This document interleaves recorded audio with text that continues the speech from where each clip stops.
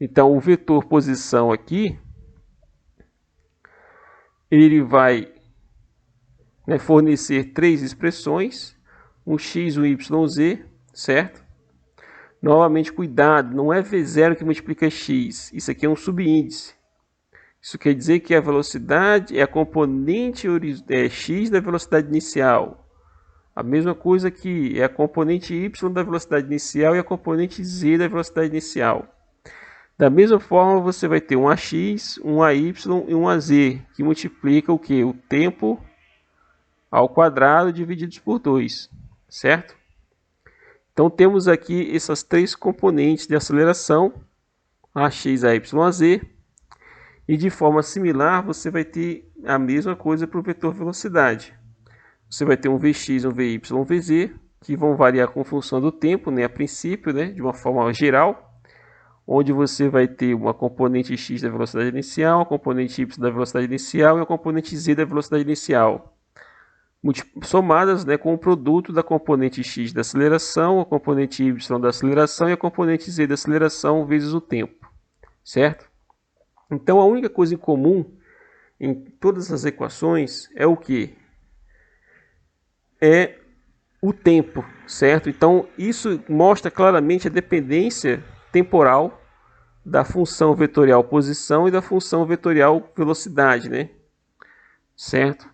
No caso aqui, respectivamente para as coordenadas x, y, z, vai ser o x, y e z em relação à posição e vx, vy e vz em relação à velocidade. Ok?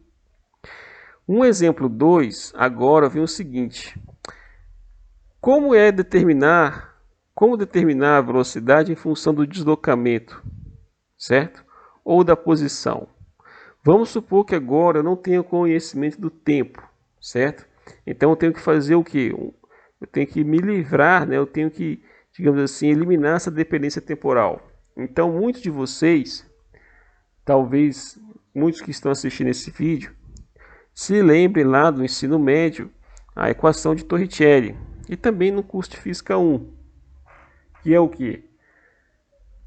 Que é dada exatamente por essa relação aqui, ó. Essa é a famosa equação de Torricelli, que é a equação 3, onde você faz toda uma dedução lá, né? Um algebrismo, você faz o isolamento do tempo, certo? Você isola o tempo da equação da velocidade, né? Equação horária da velocidade, você isola o tempo. Aí você pega o valor do tempo, né, a expressão, na verdade, do tempo e substitui na equação da posição horária, né, na equação horária da posição. E aí você encontra, faz toda uma manipulação algébrica e você chega nesse resultado aqui que é a equação 3. Aqui eu coloquei ΔS, eu não coloquei ΔX, nem ΔY, nem ΔZ. No caso S aqui, reparem, isso aqui não é uma matriz, não é um determinante, certo? Nem é um vetor. É simplesmente uma forma de representar o que? Mostrar que o vetor posição S está relacionado com o X, com o Y, com o Z. Pode ser tanto um dos três, né? Pode ser o X, pode ser o Y, pode ser o Z. Então essa aqui a gente coloca como representativo simbólico da posição, ok? Então dentro desse contexto, pessoal, a gente tem como fazer o seguinte, puxa, mas não tem uma outra forma de a gente conseguir resolver esse problema, né? De como se livrar da dependência temporal, porque nem sempre a gente vai ter esse resultado aí bacana, né? Com aceleração constante, com velocidade constante, certo? A gente sempre vai ter o que? Uma velocidade que pode variar com a posição e, consequentemente, você tem o que? Uma aceleração que também não pode ou não ser constante, né? Que aí você já foge do escopo do movimento uniforme variado. Você tem um outro movimento em que você verifica o quê? Que a velocidade não tem um comportamento padronizado como vocês viram lá no movimento uniforme variado, que é um comportamento quadrático. Como vocês estão vendo aqui, a posição ela tem um comportamento quadrático, né? E a velocidade é um comportamento linear, certo? Então, como é que a gente pode resolver esse problema? Então a gente pode resolver esse problema, né? Que é a outra forma que está escrita aqui, é o seguinte: eu posso dizer que a aceleração ela pode ser dada, né, no caso aqui já é o caráter escalar, né? De forma escalar, a gente pode dizer que a aceleração ela é se a posição, se a velocidade tem uma dependência da posição e a posição tem a dependência do tempo, certo? Então eu posso dizer o seguinte, que a minha aceleração ela vai ser o que? A derivada temporal da posição em relação ao tempo multiplicada pela derivada temporal da velocidade, a derivada espacial da velocidade, certo? Porque se eu estou variando a minha velocidade em relação ao espaço, consequentemente eu estou variando o que? A posição em relação ao tempo, certo? E aí como é que a gente faz agora para resolver esse problema? Lembre-se que quando eu faço isso aqui, certo? Em termos só antes da continuidade, esse camarada aqui, do lado esquerdo, é a aceleração. Então qual é a dimensão da aceleração? Não é a unidade, é a dimensão. É distância sobre o que? Tempo ao quadrado, né? Dividido pelo tempo ao quadrado. A dimensão do sistema internacional, a unidade do sistema internacional, que é metro por segundo ao quadrado. Então, esse camarada aqui tem que ter também, esse produto aqui, ele tem que ter o que? Uma dimensão de aceleração. E também tem que ter o que? Unidade de aceleração. Será que tem? Vamos ver.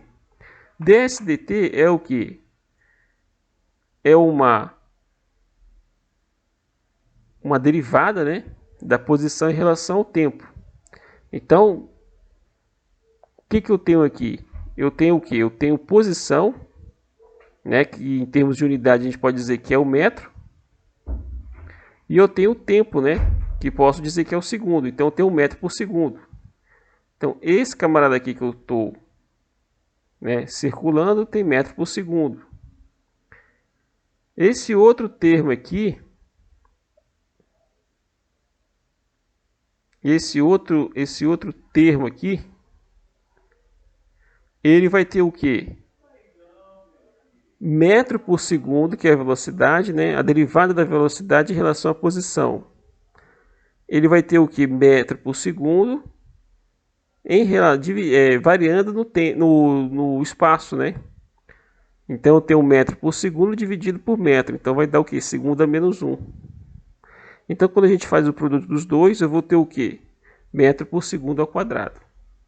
Então bate, certo? A unidade vai ser metro por segundo ao quadrado, ok? Que é a mesma unidade da aceleração que está do lado esquerdo, ok? Então fica claro que do ponto de vista tanto da análise dimensional quanto da análise das unidades, você está batendo a mesma coisa, ok? A igualdade se mostra verdadeira, certo? Então, nesse contexto, lembre-se agora, dando o próximo passo, que da realidade dsdt é velocidade, né? Como está aqui, né, dentro do círculo azul. E aí o que a gente faz? Dentro desse intervalo, né, dentro desse contexto, a gente pode colocar o que? A gente pode definir o seguinte: a gente pode reescrever a aceleração como sendo velocidade que multiplica a derivada da velocidade em relação ao espaço, né? Em relação à posição. Essa relação aqui que eu vou agora, digamos assim, destacar, é uma relação muito importante, porque é a partir dela que você consegue resolver problemas em que você tenta determinar a aceleração de um determinado objeto, uma vez que você não tem mais, digamos assim, o conhecimento de como que a velocidade varia com o tempo, mas sim com a posição, certo? Se você tem esse conhecimento de como é que a velocidade muda com a posição, consequentemente você vai saber como que a aceleração vai mudar com a posição, certo? Ou não, se ela pode ser constante, certo? Vai depender do tipo de movimento que eu estou investigando, né? Que eu estou analisando. Então a relação 4 é muito importante, ok? Então repare que se a gente for pegar a relação 4, multiplicar tanto do lado esquerdo quanto do lado direito por ds, eu vou chegar nesse parâmetro aqui, ó, como vocês estão observando aqui. eu chego nessa relação aqui, né, que vocês estão observando, que novamente é uma equação infinitesimal, e aí eu transformo ela o quê? Numa integral, numa equação integral. E aí faço a integral do lado esquerdo e do lado direito, onde novamente eu vou ter uma linha aqui para diferenciar do parâmetro, né, superior da integração, né, do limite de integração, em que a posição inicial é o S0 e a posição S para um determinado tempo t maior que zero, onde a aceleração a princípio não depende da posição, né? Ela não possui dependência da posição. Então, quando você faz isso, você faz uma integral e no lado direito você faz a mesma coisa, né? Você parte de um V0, que é uma velocidade inicial, sua partícula a partir de uma velocidade inicial, até uma velocidade V maior que zero. E aí, para diferenciar, a gente coloca o quê? Um V' de V', né? Então, resolvendo a integral do lado esquerdo e resolvendo a integral do lado direito, você chega a esse resultado aqui, ó. Essa aqui é a integral do lado direito e essa aqui é a integral do lado esquerdo, certo? Só que aqui tem um fator 2, né? Que quando você integra V' ao quadrado, V' de V' vai dar V' ao quadrado. Aplicando o limite dividido por 2, obviamente. Aí, aplicando o limite de integração, vai ficar V ao quadrado menos V0 ao quadrado divididos por 2. E aí você passa o fator 2 multiplicando por A delta S, onde que é o resultado da integral, né? Se a aceleração é constante, não muda com o tempo, ela pode sair fora da integral do lado esquerdo. E aí você faz uma integral de S0 a S ds', que vai ser S menos S0, que é o próprio delta S, certo? E aí, manipulando mais um pouco, você chega na relação 5, né? Que é exatamente igual à relação 3, como vocês estão observando aqui, que é a equação de Torricelli. Então, aqui no 4, certo? O 4, ele é uma relação genérica, certo? Onde eu posso ter uma velocidade que varia com o tempo, de forma linear, certo? Só que eu não sei disso. Eu sei que ela varia somente em função da posição, mas eu tenho, digamos assim, uma certeza de que a aceleração não muda com o tempo. Ela é uma constante, ela não muda nem com o tempo nem com o espaço. Pode passar a posição que for, no tempo que for, que a aceleração é a mesma. Então está dentro do contexto do movimento uniforme variado.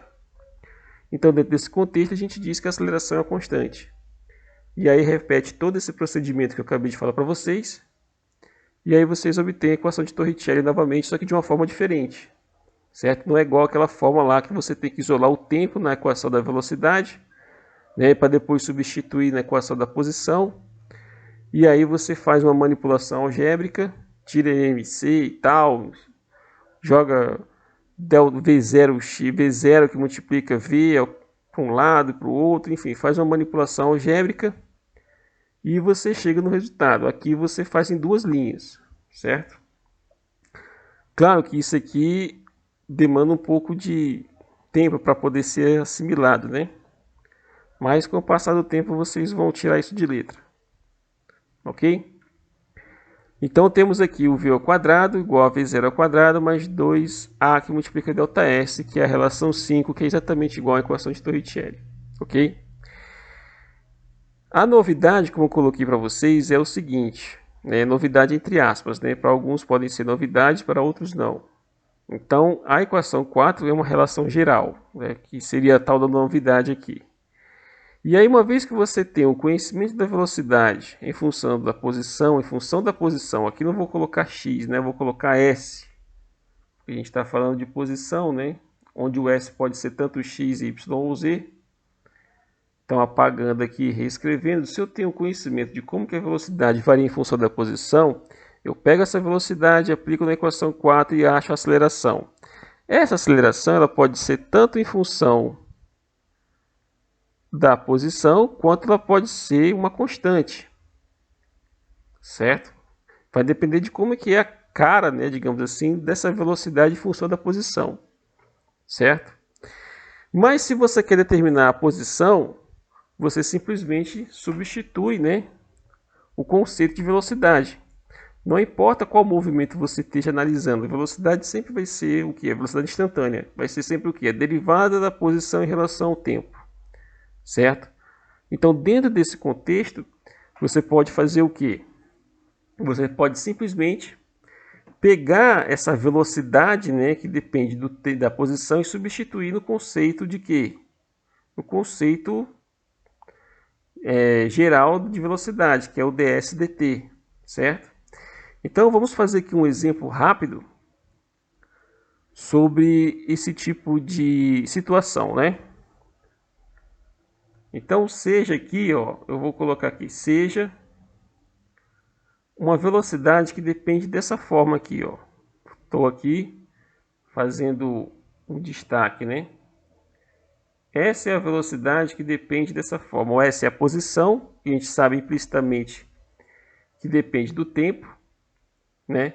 E tem esse parâmetro B, que é uma constante que pode ser positiva ou negativa. Depois a gente vai ver o que acontece se ela for negativa e o que acontece se ela for positiva. Então temos a princípio uma velocidade que depende da posição, certo? E a grande questão agora é o seguinte: como determinar a posição e como determinar a aceleração, certo? Então como é que a gente faz? Primeiro passo é o que?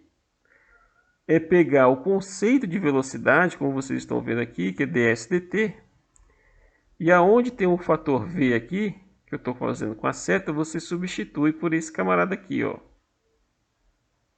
E aí você vai ter um bs, como vocês estão vendo aqui, igual a ds/dt. E aí novamente multiplica essa relação pelos dois lados por dt, e aí você chega a esse resultado aqui, ó. Novamente, e aí no caso aí você passa o s que está aqui do lado esquerdo, né, dividindo aqui pelo diferencial de ds. E aí a gente tem essa relação aqui. Novamente temos uma equação infinitesimal. Temos que fazer o que? Uma soma em todos os intervalos de b dt e em todos os intervalos que está relacionado com ds sobre s. Essa soma vocês já sabem o que? É uma integral, que é esse resultado aqui embaixo, que vocês estão vendo aqui, né? Começando aqui. Então eu vou ter uma integral de S0 até S, de ds' sobre S', para diferenciar o S do limite superior de integração. O B é uma constante, não depende do tempo, pode ser positiva ou negativa, não importa, sai fora da integral do lado direito. E aí quando faz essa integral, lembre-se que a gente colocou o tempo inicial igual a zero. Então a gente vai ter a integral de 1 sobre S' ds', dentro de um intervalo de S0 até S, é exatamente o que? O logaritmo neperiano de S menos o logaritmo neperiano de S0. Isso vai ser igual a BT. Certo? Tem uma propriedade do logaritmo que diz o seguinte: a diferença entre dois logaritmos é o que? É o logaritmo do quociente entre esses dois parâmetros, né? Entre esses duas variáveis. E aí no caso aí você vai ter um ln de S dividido por S0 igual a BT. Eu quero saber como é que a posição varia em função do tempo. Então eu tenho que dar um jeito de livrar desse logaritmo neperiano aqui. Então eu aplico o quê? O inverso do logaritmo, que é o exponencial. Certo? Então você vai ter finalmente uma posição S dividido por S0, e aí passa o S0 para o lado direito da igualdade, onde você já tem uma exponencial aplicada, vai ficar S0 elevado a BT.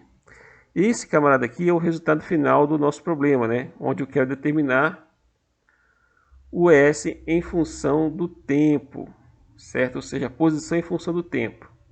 Pode ser o X, pode ser o Y, pode ser o Z. Por isso que está aqui o S para poder, digamos assim, atender as três coordenadas cartesianas. Então, vamos fazer uma rápida análise aqui dessa equação 6. Ok? O que acontece se o B for maior que zero, ou seja, se for positivo? O que vai acontecer quando o B for maior que zero? Isso mostra o quê? Quando o tempo for para o infinito, que é esse camarada aqui, S0 vai para o infinito também, né? Ou seja, vai crescer indefinidamente. Quando o B é negativo, e eu faço o tempo indo para o infinito, o que acontece com a posição? A posição vai tender a zero, certo? Aí aqui você tem uma inversão, ok? Por quê? Porque no primeiro caso, que é esse aqui de cima, quando o produto B com t for positivo e o t variar para o infinito, a função exponencial aqui presente, ela vai crescer indefinidamente, certo?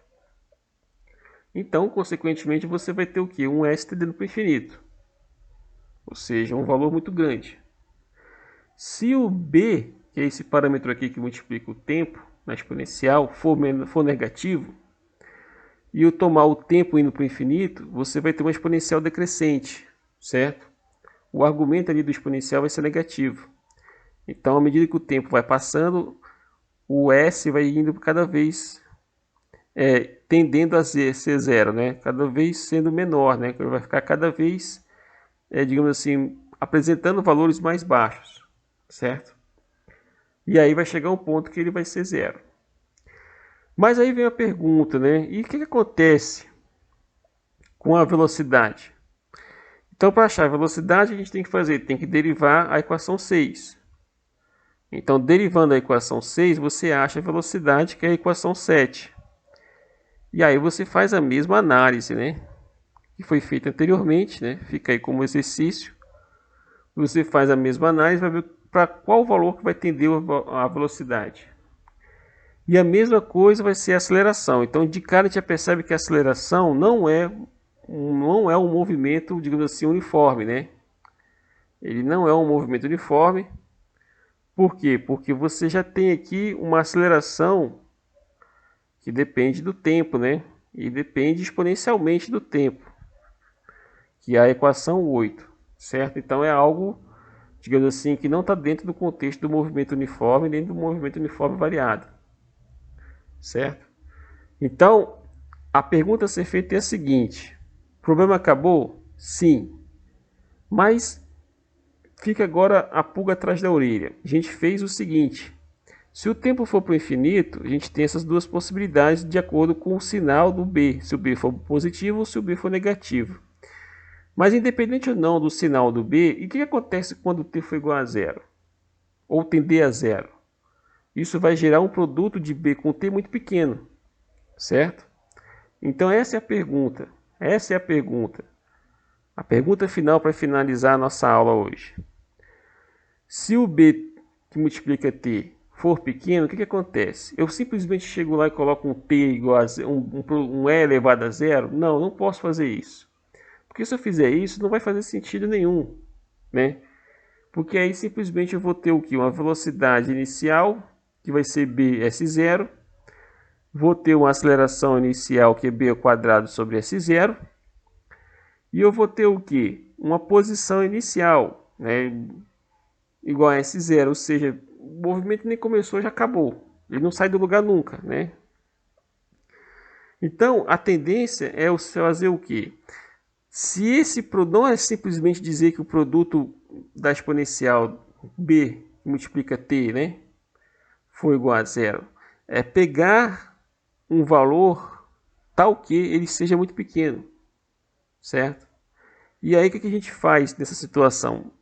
A gente tenta fazer uma aproximação dessa função exponencial em algo que seja mais representativo dentro do contexto de um intervalo, de um argumento, na verdade, de um argumento muito pequeno. No caso, o argumento da exponencial, né? Então, o que a gente faz? A gente faz uma coisa chamada expansão em série de Taylor, certo? De uma determinada função, que no caso aqui é o exponencial de b que multiplica t. Então, como é que é a série de Taylor? Você pega a função, né, e coloca no valor próximo a zero, onde o parâmetro chave, que é o tempo, vai ser zero. Então, e elevado a zero, um b que multiplica zero vai dar 1, né, como vocês podem ver aqui. Depois eu pego a primeira derivada, né, a derivada dessa função, que no caso é em relação ao tempo, vai ficar b é bt, e joga o t igual a zero, e multiplica pela variável independente. Aí a gente chama isso de aproximação de primeira ordem. A gente faz a mesma coisa para aproximação de segunda ordem, certo? Aí você pega a derivada segunda da função, que no caso é e elevado a bt, que você está querendo aproximar. E aí vai dar um b quadrado e elevado a b, que multiplica zero, porque eu estou pegando o t e colocando o valor zero, que é muito pequeno, que é a derivada segunda, na verdade, essa função aqui. E aí você pega o t e iguala a zero, certo?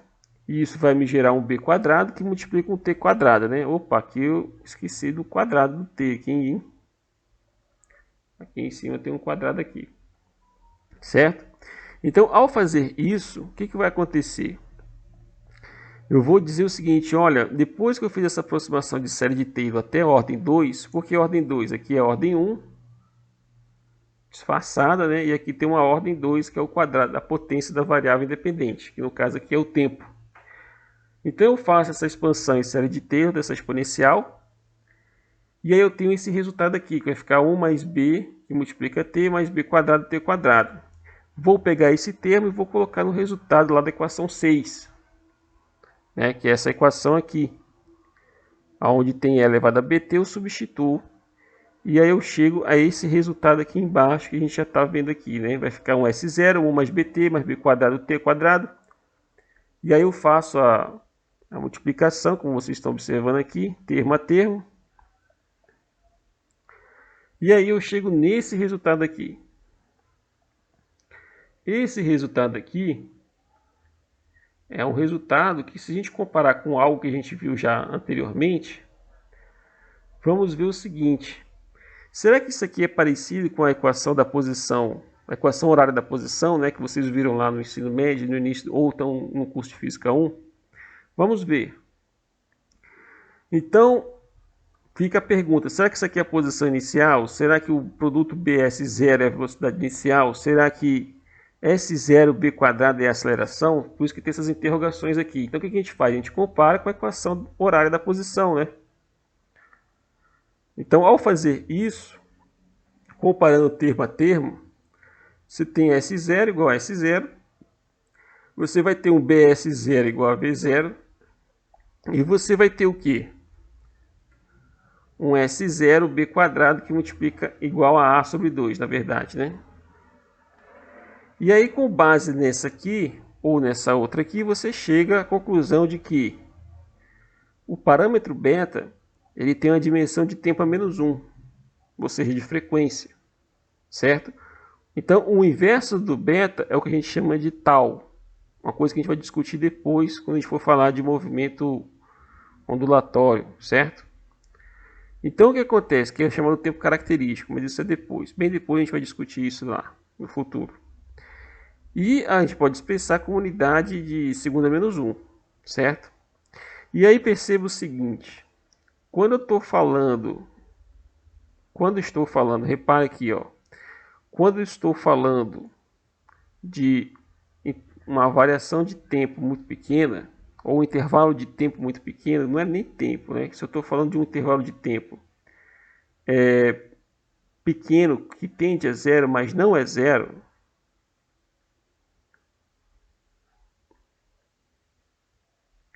eu posso dizer que esse camarada aqui em cima, que é expresso pela equação 6, uma aproximação de segunda ordem, na equação 6, esse termo aqui da posição, dentro de um intervalo de tempo pequeno, ou seja, quando o produto B que multiplica T for muito pequeno, na verdade é o tempo, né? Vamos ser mais, digamos assim, incisivos, diretos, né? Quando eu pego um tempo muito pequeno, que aí no caso aí o parâmetro B ele não vai influenciar muito, no caso só o sinal, né? Se for negativo ou positivo. Se o tempo t é muito pequeno, eu posso dizer o seguinte, a minha equação da posição horária é em função do tempo, né? Se a horária é em função do tempo, isso é meio redundante, mas tudo bem, não tem problema não. Eu posso dizer que ela vai se comportar dentro de um intervalo de tempo pequeno como se fosse um movimento uniforme variado, mas dentro de um primeiro intervalo de tempo. E aí, até que tempo eu vou ter esse comportamento? Vai estar relacionado com esse parâmetro beta aqui da exponencial, certo? Ou esse parâmetro b, na verdade, da exponencial, certo? É ele que vai dizer em que tempo ou qual vai ser o tempo característico que a partir dele você perde esse regime, certo? E aí ele volta a ter um caráter exponencial. Não se preocupe, pessoal, que isso aqui a gente vai discutir de forma mais específica em aulas futuras, ok? Bem, hoje a gente fecha essa parte aqui dessa revisão aqui de cinemática vetorial. Na próxima aula a gente vai falar já das leis de Newton. Não, só corrigindo, na próxima aula a gente vai falar do movimento curvilíneo, né? Vamos falar um pouco do movimento curvilíneo e aí sim a gente entra na parte das leis de Newton, ok? Então, um abraço a todos e até o próximo vídeo.